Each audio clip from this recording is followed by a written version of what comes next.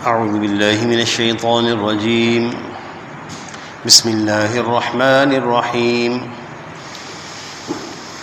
يا أيها الذين آمنوا لا ترفعوا أصواتكم فوق صوت النبي ولا تجهروا له بالقول كجهر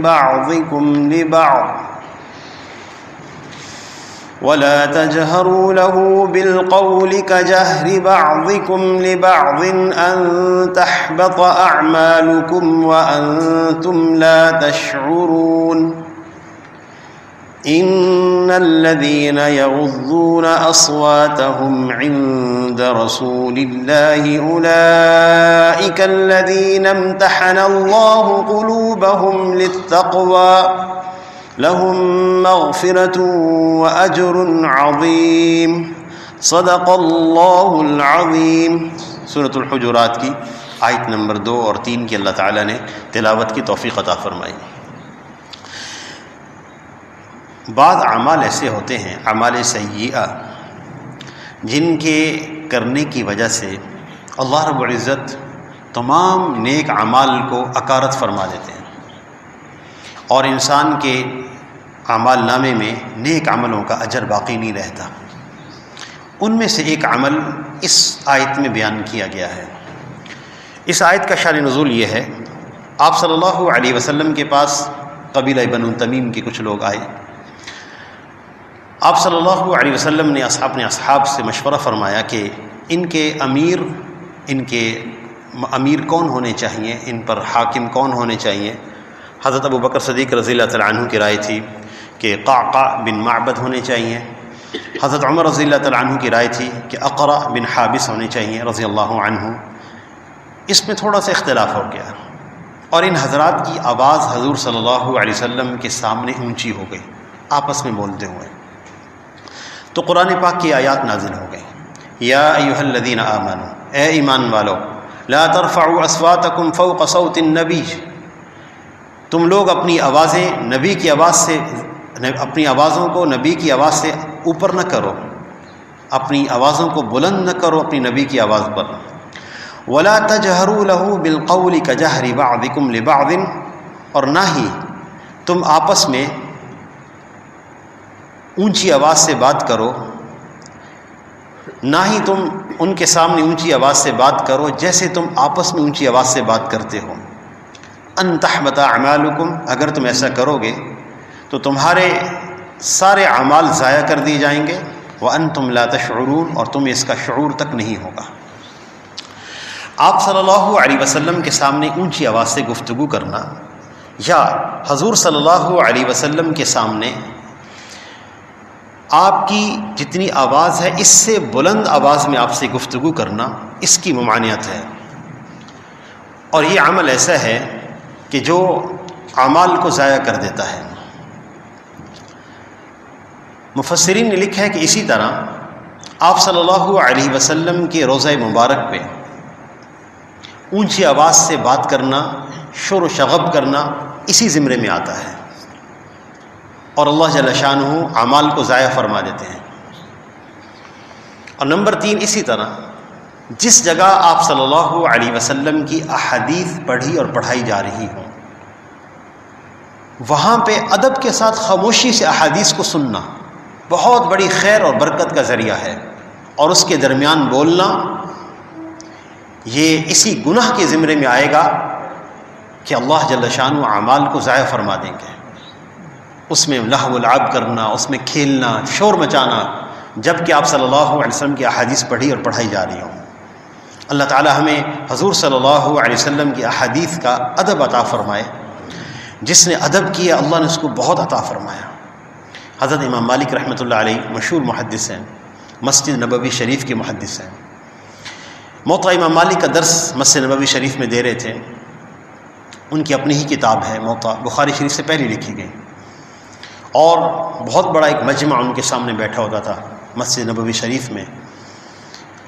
تو درس دیتے ہوئے باہر ایک شور آنے لگا، جاء الفیل، ہاتھی آ گیا، ہاتھی آ گیا. ہاتھی افریقہ کا جانور ہے، عرب علاقوں کا جانور نہیں ہے. یہاں نہیں ہوتا، لیکن حضرات نے سن رکھا تھا الم تر کیف فعل ربک باصحاب الفیل، سن رکھا تھا لیکن دیکھا وہ نہیں تھا۔ تو مجمع حضرت سے اجازت لینے لگا، جتنے طلبہ بیٹھے ہوئے تھے، کہ اگر اجازت ہو جائے ہم ہاتھی دیکھ لیں۔ اور ہاتھی کو وہ لوگ گلیوں میں پھیرا رہے تھے مدینہ المنورہ کی۔ مجمع اٹھنا شروع ہو گیا، بھاگنا شروع ہو گیا دیکھنے کے لیے۔ شیخ نے، امام نے کتاب کو بند کر دیا، سر جھکا کے بیٹھ گئے۔ تھوڑی دیر بعد سر اٹھایا، دیکھا تو ایک شاگرد بیٹھے ہوئے، شیخ یحییٰ رحمۃ اللہ علیہ۔ امام نے فرمایا کہ آپ ہاتھی دیکھنے کے لیے نہیں گئے؟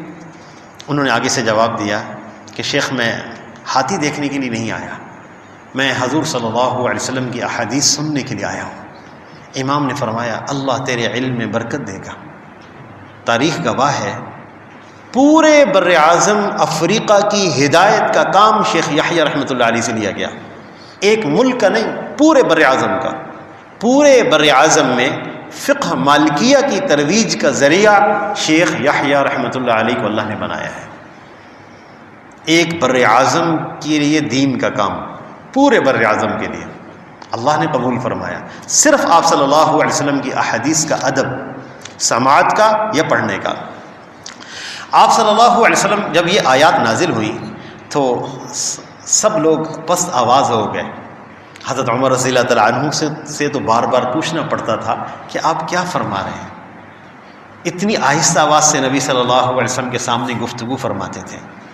اسی طرح جو علم کے اعتبار سے، دین کے اعتبار سے مقتدا اور بڑے لوگ ہوں، ان کے احترام میں یہ ہوتا ہے کہ ان کے سامنے اونچی آواز سے بات نہ کی جائے، یہ بھی احترام ہوتا ہے کہ ان کے آگے بھی نہ چلا جائے، اگرچہ آگے چلنے میں بظاہر کوئی قباحت نہیں ہے، لیکن خود اہتمام کیا جائے کہ ان کے آگے نہ چلا جائے۔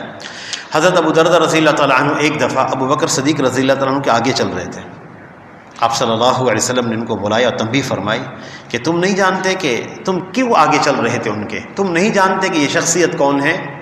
یہ وہ ہیں کہ اس کائنات عالم میں سورج طلوع اور غروب اس شخص سے بڑھ کر کسی افضل انسان پر انبیاء علیہ السلام کے بعد نہیں ہوا۔ انبیاء علیہ السلام کے بعد اس انسان سے افضل انسان پر سورج طلوع اور غروب نہیں ہوا۔ اتنے فضیلت والے انسان ہیں، ان کے آگے نہیں چلنا۔ آپ صلی اللہ علیہ وسلم کے سامنے اونچی آواز سے بولنے سے اعمال کیوں ضائع ہو جاتے ہیں؟ جب کہ انسان نے کفر تو نہیں کیا۔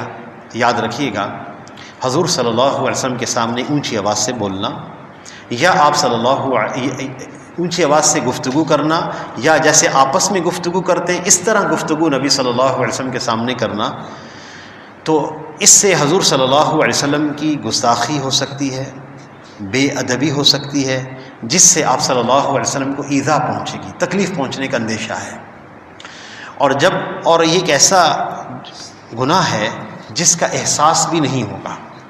مفسرین نے لکھا ہے کہ حضور صلی اللہ علیہ وسلم کی گستاخی کرنا ایسا گناہ ہے کہ اللہ رب العزت، یا آپ کی بے ادبی کرنا کسی درجے میں ایسا گناہ ہے کہ اللہ رب العزت آدمی سے توبہ کی توفیق اور نیک عمل کی توفیق سلب کر لیتے ہیں۔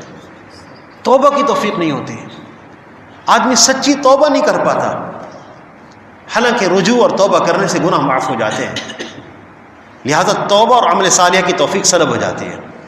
اس کے بعد انسان کا سفر کفر کی طرف ہوتا ہے اور وہاں جا کر پہنچتا ہے، اور کفر کے نتیجے میں انسان کے سارے اعمال ضائع ہو جاتے ہیں۔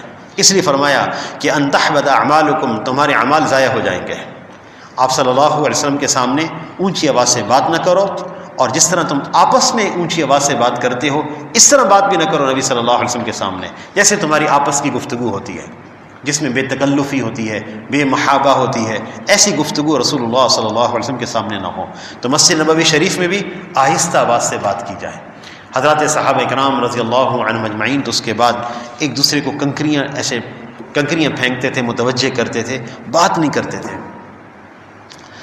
حضرت عائشہ رضی اللہ تعالیٰ عنہ کے زمانے میں حضور صلی اللہ علیہ وسلم کا وصال ہو گیا تھا، تو مسجد نبوی شریف میں کوئی کام ہو رہا تھا جس میں آواز آتی تھی۔